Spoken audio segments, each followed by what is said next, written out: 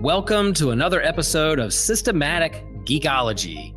This is a space where we seek to create and cultivate healthy conversations between those things we geek out on and the philosophical and theological questions that often arise out of our fandoms. Like, what does it mean to be human? What makes a hero? What makes a villain? How do the stories and narratives we geek out on shape how we live in the world? We are your priest to the geeks. We aren't all ordained, but we see ourselves as mediators at the intersection of geek culture and going deeper in our faith. We don't always have to agree, but we do respect each other, and we see everyone as a beloved child of God. Everyone geeks out on something, so come geek out with us and enjoy the show.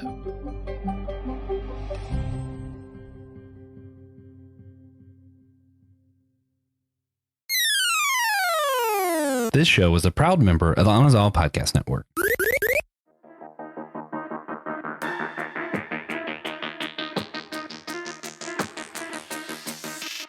Has your bookshelf ever tried to talk to you? If so, maybe it was you or us all along. Hello, friends. Welcome to another episode of Systematic Geekology and another episode of our spring series on Loop, our spring bonus series. We do this every season in January, spring, summer, Halloween, Christmas, and here we are in the spring. And here's our bonus series where we are discussing time loop movies, tying it into our annual theme of Faces Behind Us. And I'm really excited to talk about this particular film with a fellow geekologist and one of my favorite scientists and geeks around, Andy Walsh. Andy, how are you doing? Are you ready to tackle this challenge to speak about or talk about this 2 hour and 45 minutes movie in 30 minutes or less? Can we do it? We absolutely can. We'll just get that Hans Zimmer organ pumping us up. That's right. We may have to hop into a black hole to get this done, but we'll figure it out. Or we're going to tap into Brandon Knight's energy with Kung Fu Pizza Party and do this in 30 minutes or less. So let's do it. Let's hop right in. Okay, Andy. Let's pretend that you and I are both at a faith and science conference, and we're sitting in a room full of our favorite theologians and scientists, and we have some free time. And so it was our idea to put up Interstellar because we all have 3 hours of free time that we can't wait to watch this movie together. And we just want to see the reaction of everybody in the room after they watched it and have an incredible conversation around it. We watched this movie.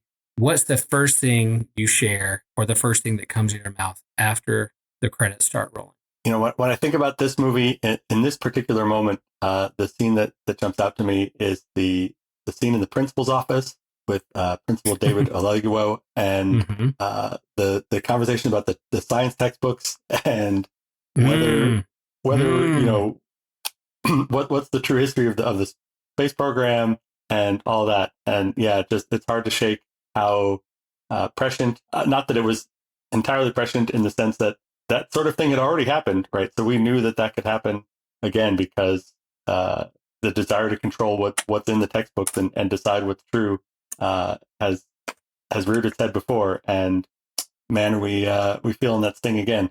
Yes, we are. So yeah, this movie is set in 2067. It's a different environment, different climate, sense of urgency. There's science, pseudoscience, suppression of science, NASA going underground to do some of these things. And this movie was made in 2014. So some of this, 12 years ago was foreshadowed in this particular movie. I think for me, the geek in me, and I like Christopher Nolan's movies. I'm like thinking in my head, oh my gosh, he did Batman. So great. He did a movie on dreams, Inception, and now he's doing one on space, kind of throwback 2001 Space Odyssey and doing that. Man, this guy can do it all. And then immediately I get up and I try to find my daughter to give her a big hug because that got me in the feels, his relationship to his family and his daughter and staying or not or going and time and what is time and time is precious and a resource. All that is just swirling in my head and heart. And I'm running to go see my family and friends and give them big hugs after this movie, for sure. All right, Andy. Yeah, I like what we share there in terms of with this movie and what our first reactions are. But if someone's never seen it, particular a fellow geekologist who sometimes edits these podcasts often, or the only one who edits these podcasts, have never seen this movie. And we are going to share a summary of like a 2 or 3 minute summary of this movie. Andy, you're up for the task to condense the 2 hour and 45-minute movie down to 2 or 3 minutes? Let's see. Okay. So as you mentioned, we're a little bit in the future. Climate change has proceeded apace. Crops are failing. Population numbers seem to be dwindling. Folks are kind of hanging on. And there is the hope that maybe, there is actually a planet B. And, just about everybody has given up on that idea. But our protagonist, played by Matthew McConaughey, has some faith and starts investigating some curious things that happen to his farming equipment. And that leads him to the underground NASA that you mentioned. And it turns out that there have been these NASA scientists toiling away for years, building a space program to visit other planets. A wormhole has opened up out near, is it Saturn? Somewhere out in the solar system. Yep. And we have the ability to travel to distant planets in other solar systems.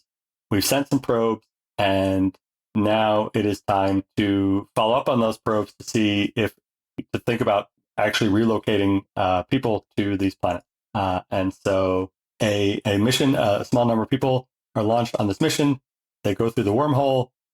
They check out a couple planets. And back on Earth, Matthew McConaughey's daughter has grown up and is also connected to the space program and is trying to solve the problem of how to get everybody else off of Earth and onto the new planet, right? So Matthew McConaughey's leading a small expedition of a handful of people in a small craft to figure out which one of these planets is the right one to send people to. And then his daughter, played by Jessica Chastain, is trying to figure out how to get the rest of the people to that planet to sort of restart the human race and Earth ecology on a new planet. And nice. Some perils ensue, and maybe since some people haven't seen the movie, we won't totally spoil how that works out and some of the twists and turns along the way. Right. But yeah, that's kind of what they're trying to achieve. Yeah, so you have this sense of urgency of not only what's happening on Earth, but there's a lot of quantum mechanics, quantum theory of relativity, time, space, and how that works, and the bending of time. And so there's another sense of urgency within the movie of time operates differently on other planets with different gravitational pulls, or happen to be nearby a black hole, and the time they have in space in relationship to the time that's going on in Earth is a sense of urgency. Will they ever see their family again? Will they see their friends again? Will they will they age at a different rate than they will or do? And how does that affect their relationship? So there's these family dynamics along with urgency for saving all of humankind. And really, you have this kind of like cosmic trolley problem of, do I save my family, stay with my family, love my family, or there's a whole human race, there's millions of people who are going to be affected by the decisions that are made by the people who are going out and scoping out the cosmos to look for a planet. And there's this kind of mystery of other people who have gone before who aren't coming back, find them. There's clues. There's perhaps some alien life form that put it there. Who are they that are helping them find where they need to be? So all that's kind of the mystery that's unfolding as you get towards the end of this movie. Yeah, it's fantastic. I love it. I can't recommend it enough. Andy, what's your thoughts? Do you recommend this movie? Was it a good choice to show it to a bunch of people in a room at a Faith and Science conference? I think so. I really loved the movie when I saw it when it came out with my wife. We were so excited about the movie that we said, "Oh, our son, who was 9 at the time, like he's getting into space and science and things. He'll really like this movie." And that was a mistake. Yeah. I went with him a second trip and underestimated how challenging the emotional content of the film would be. And that the sci-fi of it did not overweigh the emotional heaviness. So that was a bit of a mistake, but I think a room full of adults at a Faith and Science conference, absolutely great call. And then for the 10th anniversary a couple of years ago, they re-released it in theaters, and I got to take my dad to see it.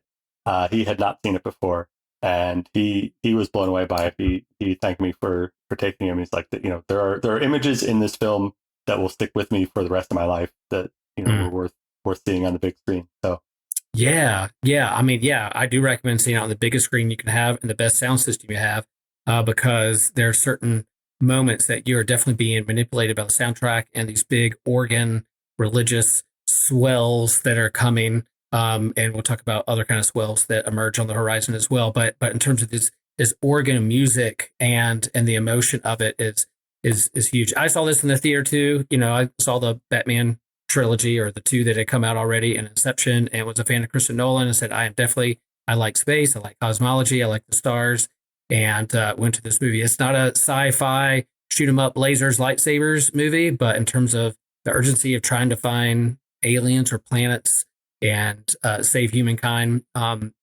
is fantastic. But it's been a long time since I've seen this movie, and I think I saw it in the theater maybe one other time, not in the theater, but it's been a while, so I had forgotten really some beats along the way, and I was like, oh, I think I forgot how this ended. And I know the memes and the isolated parts of Matthew McConaughey and Coop looking at the TV and crying, and his reaction, and people splicing like Star Wars trailers alongside of his reaction, taking it out of context and making a reaction video of his crying and laughing and holding his face. And so that part, it was kind of hard to watch that scene again without thinking about all the memes that are in culture with that, and the moving part of like him, literally hearing from his family. But yeah, I had forgotten along the way kind of what happened in this movie. I knew some big beats and favorite moments, but it was like watching it anew.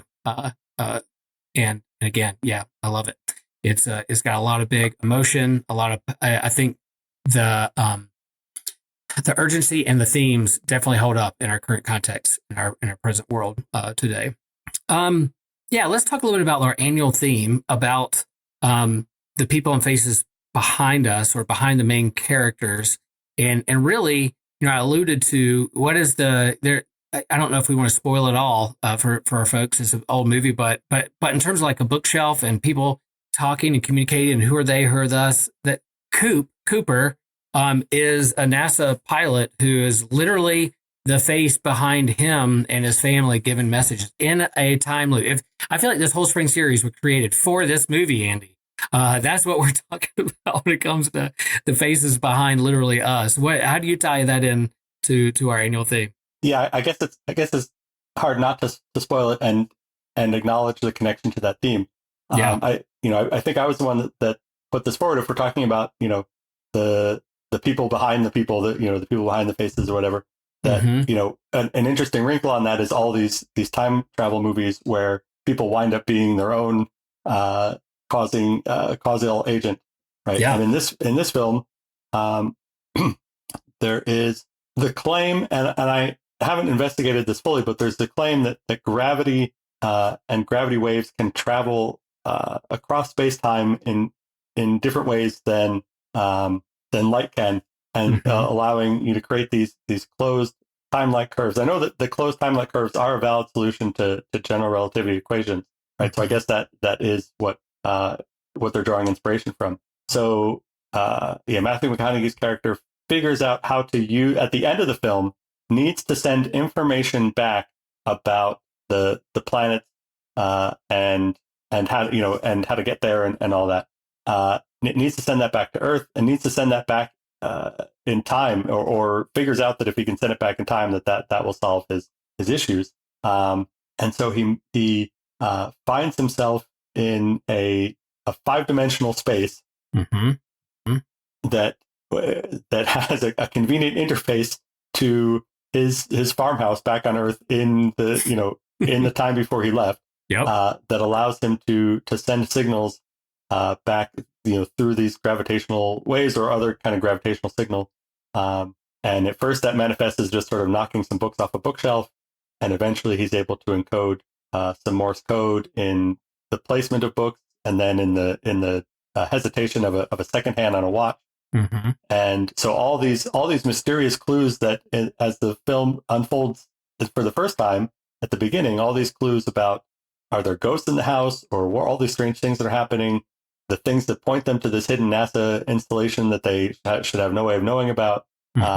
All of it winds up being helpful for, all of it winds up having come from Matthew McConaughey in the future, sending it back to the past. And then the last piece of the puzzle is he sends to his adult daughter, after he had left, the information about how to manipulate gravity such that they can get a large ship out of the gravity well of Earth with the resources that they have. That was the puzzle that she was trying to solve. And he provides her with the data that she needs to solve that puzzle, to be able to get the ship off of Earth and headed towards the new planet. Yeah.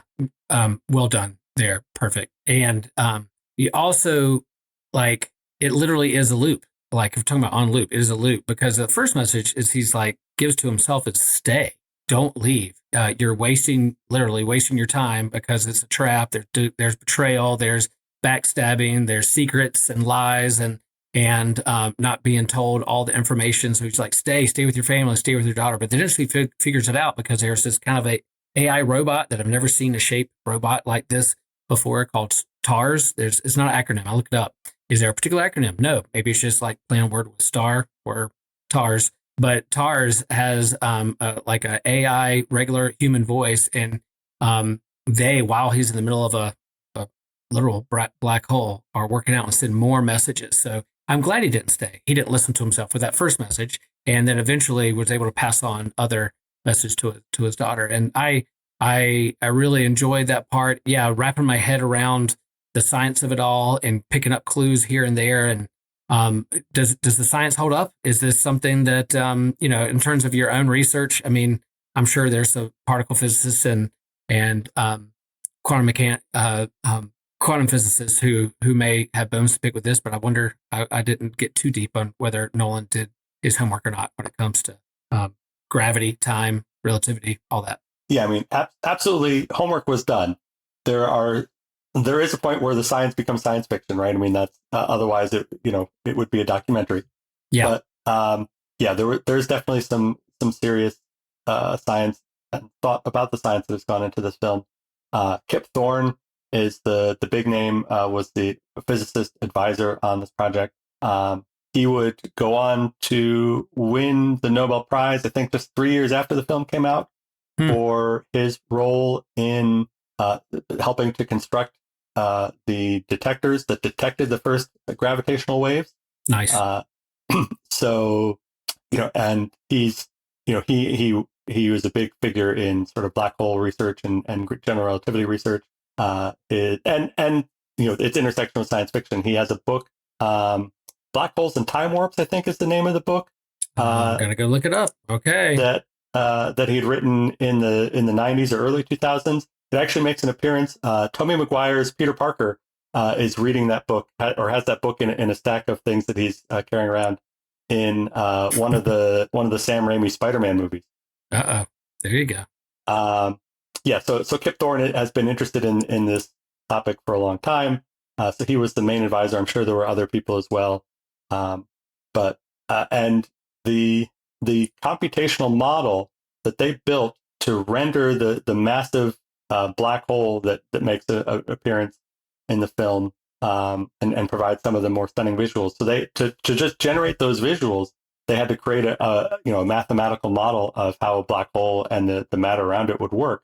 And that black hole simulation was at the time the highest resolution, sort of highest detail simulation that had ever been done of a black hole of that sort, such that actual research papers were able to be published based on using that model to probe questions about black hole physics and so forth. So there's some heavy duty science involved in this film. Some folks who are black hole fans may be familiar with the concept of spaghettification. Yep. The idea that the difference, as you approach a black hole, the difference in gravity between your head and your feet is so great that it'll kind of stretch you out and render you not alive anymore, but more like stretched out like spaghetti or Mr. Fantastic. Yeah. And so you might wonder, so when they get really close to a black hole, you might wonder why doesn't that happen? Why doesn't Matthew McConaughey get stretched out and killed that way in his spaceship? And it turns out that the black hole that they're dealing with, because it is spinning and because it is so massive, it you can be close to the event horizon, and the difference in gravity is actually not that big. Just like because you're so far away from the center of mass, the difference in gravity between your head and your feet really isn't all that big of a deal. Just like, the difference between the gravity of the Earth between your head and your feet is not a problem for day to day. So Nice. yeah, it is possible to get a black hole big enough that spaghettification is not an issue. So that's based on real science. That wasn't a mistake. That is real general relativity and black hole science. The idea that time slows down when you're that close to a black hole. There's a planet that's really, really close to the event horizon of the black hole, and so time elapses much more slowly on the surface of the planet. That's real general relativity work. The exact factor of the time dilation, maybe they had to fudge to make the story of the film work. I'm not sure about that, but certainly the concept is valid.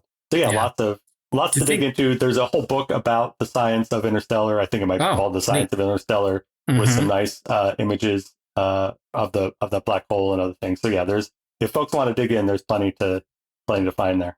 That's fascinating. And the work, the thing about the work that went into this to create this movie, write it, produce it, put it out there, and the homework behind it just absolutely amazes me. And, it did win an Oscar for Best Visual Effects. And as you're watching it and seeing what they're capturing on the screen in terms of the reality or realness of space, being in space, all those things, and planets, it deserved it. It deserved that award for sure. And when you talk about like the faces behind us, and he's the one literally communicating to himself and his daughter and those on Earth to kind of solve this huge math equation of the problem they have before them. I not too long ago, when all these stuff was coming out about UAPs and government releasing files and Navy pilots seen and showing camera footage of unidentified aerial phenomena, UAPs out in the world, my wife turned to me and said, "What if it's us? What if that's us from a different dimension or time?" Coming back to observe and learn from our mistakes or give us warnings or something. And that's always stuck with me too. It's like, in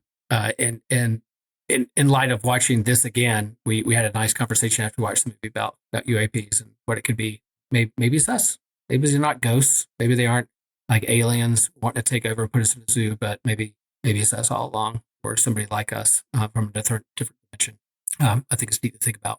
Andy, what are some other things in terms of about this movie you loved or didn't love, or kind of thinking a little deeper when it comes to what this movie will lead? I mean, there's a lot of religious imagery when it comes to calling the Project Lazarus. They talk about the stars and dust. Here I am in the season of Lent, coming off Ash Wednesday, and we're getting closer to Holy Week and talking about dust. We are just dust and or stardust, and what. Love of family, love being a powerful force, just as strong as gravity, Brand says in the movie at one point, this kind of metaphysical understanding of a phenomenon, not just data and science. But what are some other things there that you love or don't love or cause you to scratch your head?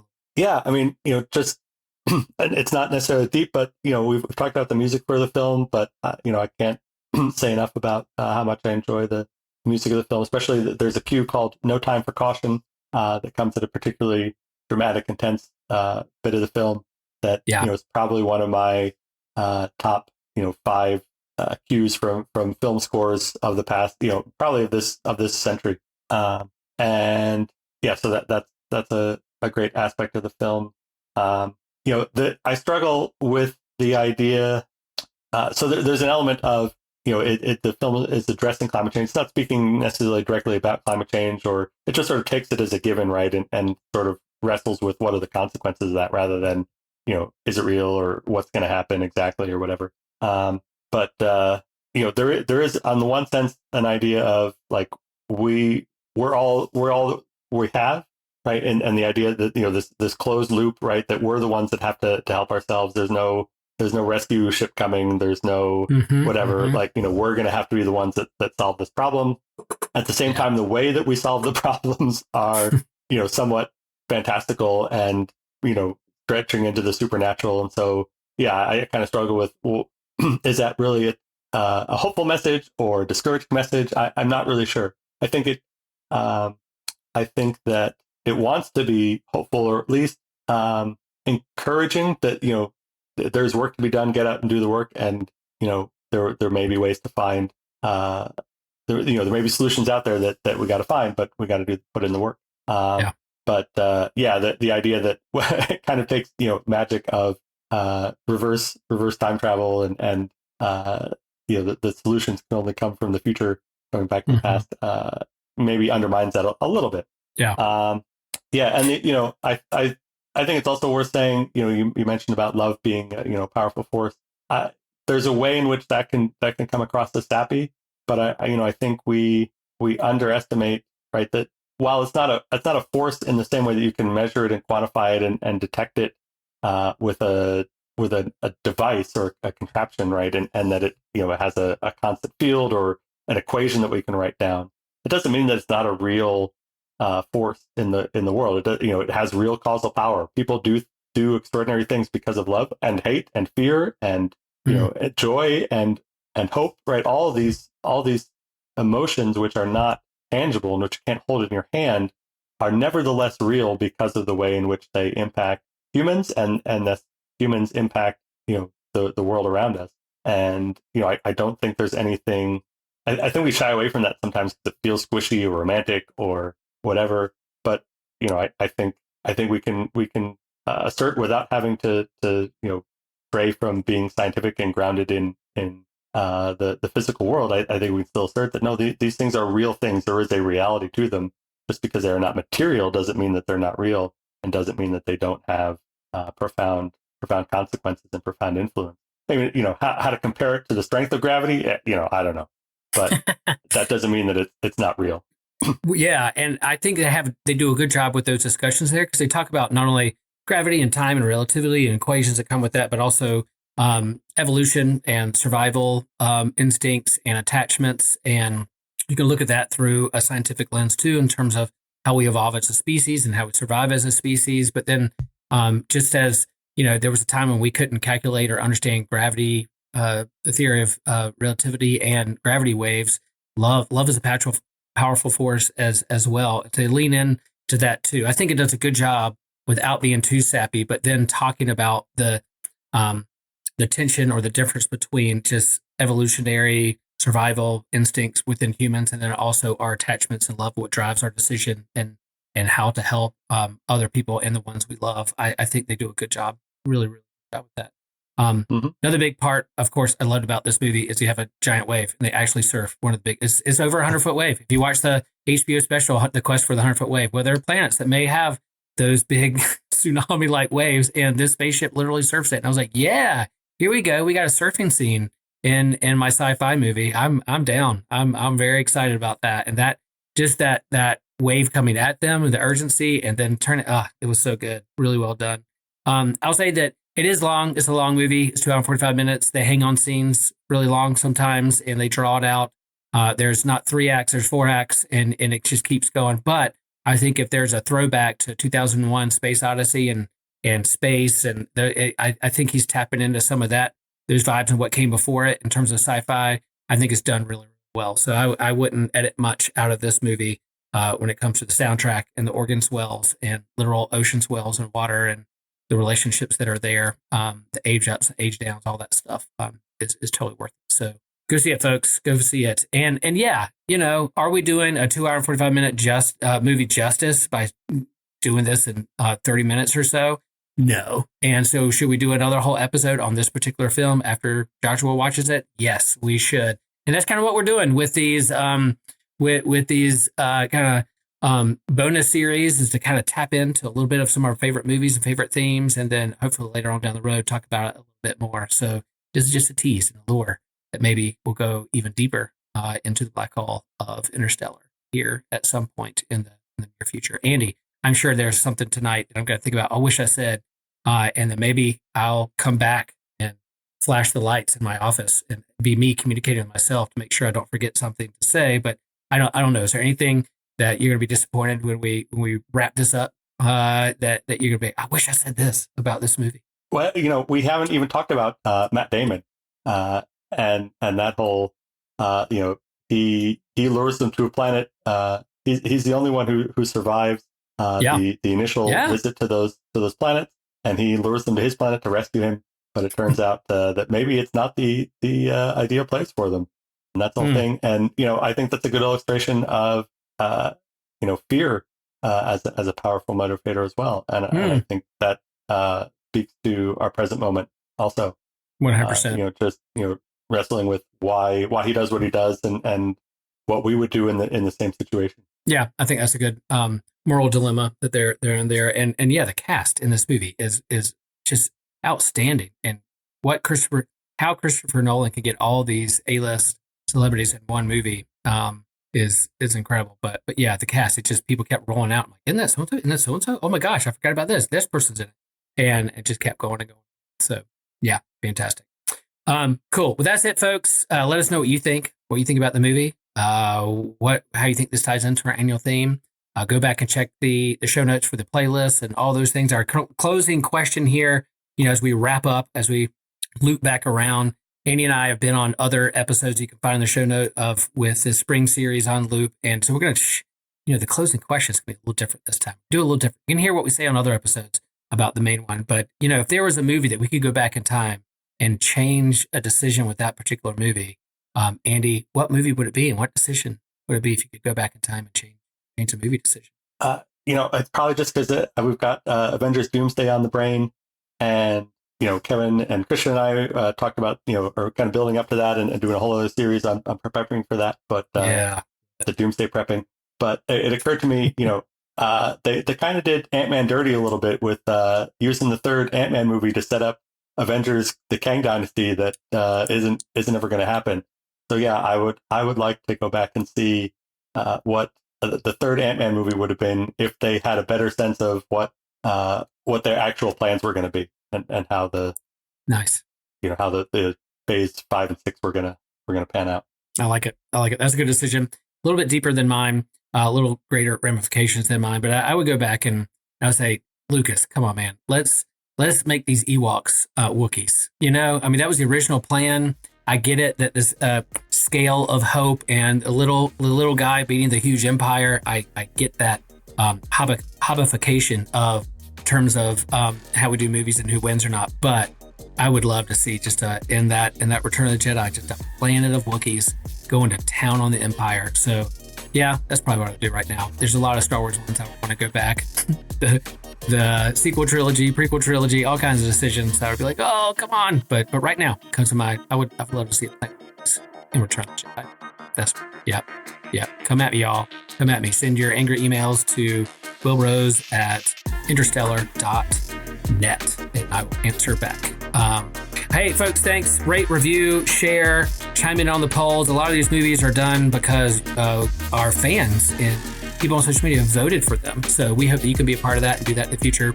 And if your bookshelf ever talks to you, please pay attention, because the geek in me honors the geek in you.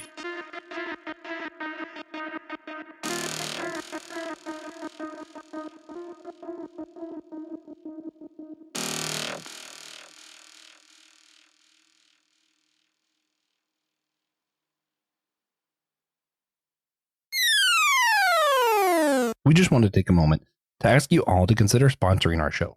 You can do so by becoming a member in the website down in the show's description. It takes a lot to keep this show running, as far as editing equipment, paying the site that platforms our show to, all the different mediums where you listen to your podcast, going to events. There's a lot of cost behind this. And I was thinking of the most fun way to do this I had, and I was going to do one of those songs where it's like there's a log on the lake, and then by the end it's like there's a speck in the eye of the flea on the log on the lake or something.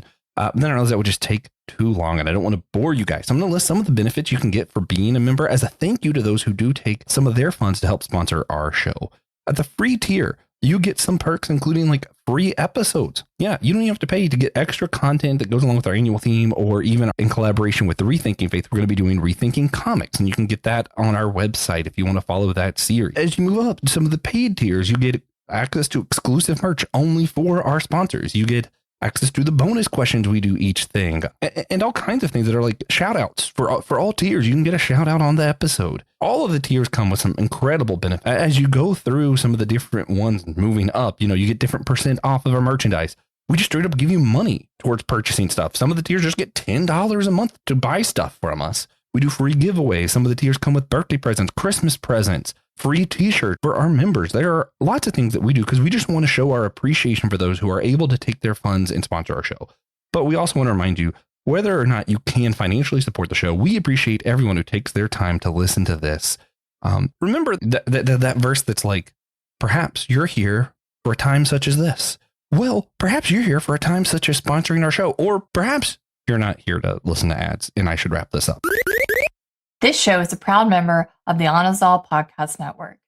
Other shows on the network include Be Living Water, where Joshua Knoll discusses various topics from a Taoist Christian perspective, inviting listeners to imitate Christ and be water, beneficial to all and a conflict with none. Friday Night Frights, Day and Christian Ashley discuss all things frightful, from UFOs to the paranormal to serial killers and more. Kung Fu Pizza Party, where Brandon discusses all things martial arts media, delivering high-flying action and wisdom, one slice at a time, all in under 30 minutes.